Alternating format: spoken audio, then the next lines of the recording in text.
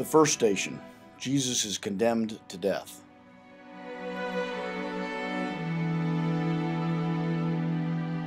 From the Gospel according to Matthew.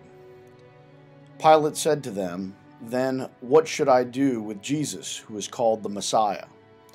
All of them said, "Let him be crucified." Then he asked, "Why? What evil has he done?" But they shouted all the more, "Let him be crucified." So he released Barabbas for them, and after flogging Jesus, he handed him over to be crucified.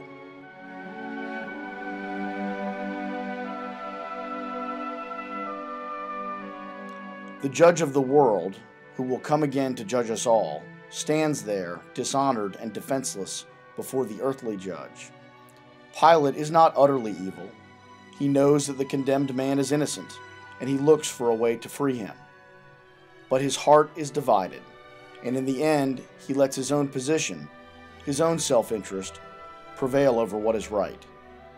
Nor are the men who are shouting and demanding the death of Jesus utterly evil. Many of them, on the day of Pentecost, will feel cut to the heart when Peter will say to them, "Jesus of Nazareth, a man attested to you by God, you crucified and killed by the hands of those outside the law." But at that moment, they are caught up in the crowd. They are shouting because everyone else is shouting, and they are shouting the same thing that everyone else is shouting. And in this way, justice is trampled underfoot by weakness, cowardice, and fear of the diktat of the ruling mindset. The quiet voice of conscience is drowned out by the cries of the crowd. Evil draws its power from indecision and concern for what other people think. Lord, you were condemned to death because fear of what other people may think suppressed the voice of conscience. So too, throughout history, the innocent have always been maltreated, condemned, and killed. How many times have we ourselves preferred success to the truth, our reputation to justice? Strengthen the quiet voice of our conscience, your own voice, in our lives.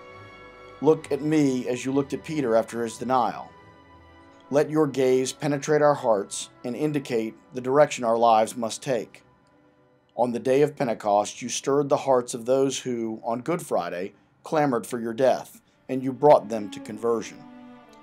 In this way, you gave hope to us all. Grant us ever anew the grace of conversion.